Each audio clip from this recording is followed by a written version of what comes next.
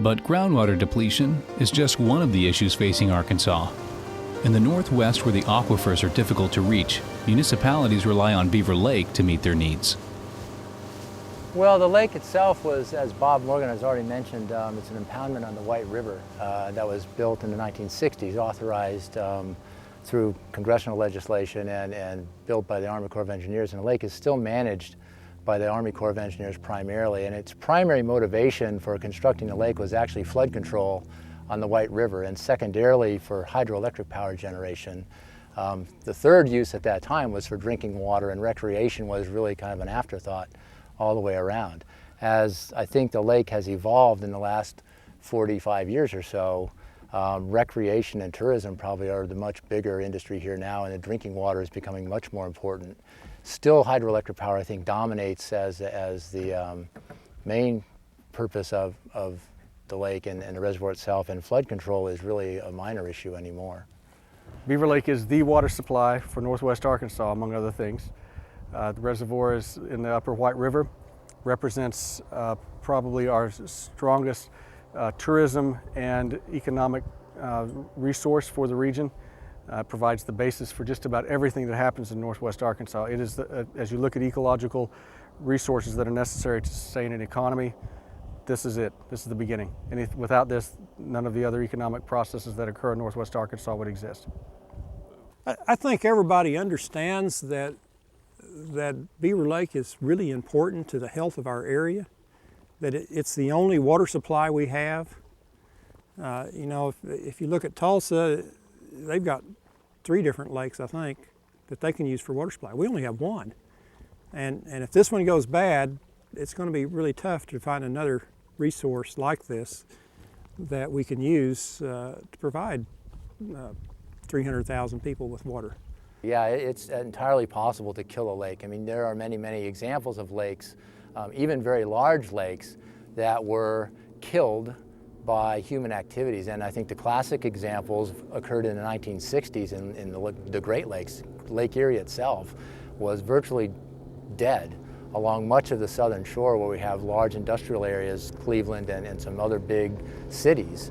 And it was only the result of the activity of environmentalists and legislation that was intended to clean up the lake that allowed it to come back. Now, the remarkable thing is that as a result of those cleanup efforts, the lake has in fact come back, and it did take 20 or 30 years for it to recover, but it actually did recover. So it is possible to bring lakes back once they've been at the brink or even polluted to the point of being dead lakes altogether. But that's not really a desirable thing to have to do. You'd like preferably not to kill them in the first place.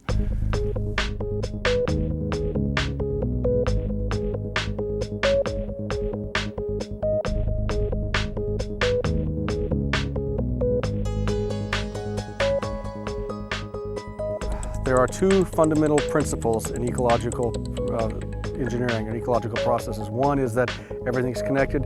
The other is that everything's changing. That applies for Beaver Lake as well. Everything's connected. Everything that happens in the upper White River watershed, everything ultimately affects Beaver Lake, sometimes imperceptibly, sometimes obviously. And so all the things that we see occurring, changing in our landscape, will have an impact on Beaver Lake. Most of them, unfortunately, are not particularly good. If you come in here about the end of August, about Labor Day every year, the water starts tasting kind of like, it smells kind of like you're sitting down and playing in the dirt in your garden, and has kind of a musty flavor. That is a metabolite of algae, of blue-green algae that are dying. So when they die, they release fluids, and one of those fluids is called MIB, and that is what causes the taste. You or I could probably taste MIB at a rate of about 10 parts of MIB per trillion parts of water. Okay, so we only have about 2/3 of a trillion gallons of water in the lake here, so you can see that's just a couple gallons of MIB can cause a pretty severe taste and over problem. Well, in any lake, when you build a reservoir or even natural lakes, over time the water actually ages, or the lake itself actually ages, and I think Dr. Matlock has already talked about this. You develop biological communities in this lake. There are lots of physical and chemical processes going on in the lake all the time. And that natural process is something we call eutrophication. And all lakes will age over time, and the water quality will slowly deteriorate over time as a result of eutrophication. What we find, though, is that human activities around the lakeshore and in the broader watershed around the lake tend to greatly accelerate the rates of eutrophication of reservoirs. And so what you find as you greatly develop a place and start to put lots of development pressures around the watershed, the water quality begins to decline at an ever-increasing rate. If you have a buffer zone around the edge of the lake, around the edge of the streams feeding into the lake, it will reduce significantly the amount of pollutant loads to the reservoir. If we reduce their load to the reservoir, we increase the life of the reservoir, we decrease the cost of water treatment. Decreasing the cost of water treatment, of course, means lower water bills and higher quality water. Beaver Water District, which is one of 3 water districts on the lake, we're the biggest. We produce about 45 million gallons of water a day. But we have what's called conventional treatment of the water, which is fairly standard. We add some chemicals to make the sediment clump together. We allow it to settle, then we filter it, and then we disinfect it. If pollution gets worse, we may have to go to more advanced treatment. There is one method of treating water that has proven successful and is completely free. It's the treatment water receives from the surrounding watershed. A watershed is an area of land that drains water to a common receiving body of water or outlet such as a lake. Watersheds vary in size and proportion. The Beaver Lake watershed is over 1,000 square miles and falls into parts of 5 counties. It's about 71% forest, 22% pasture, around 3% urban development, and the rest is water.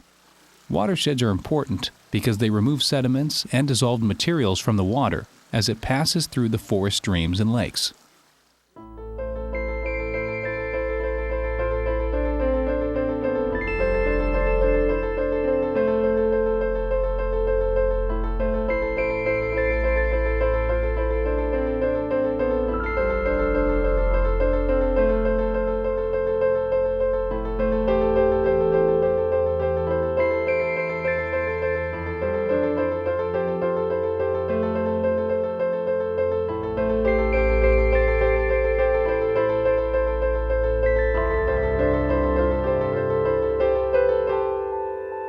Well, certainly some of the best water supply systems in the country are those that are in totally protected watersheds. One of the ideal ones is the one that Portland, Oregon has.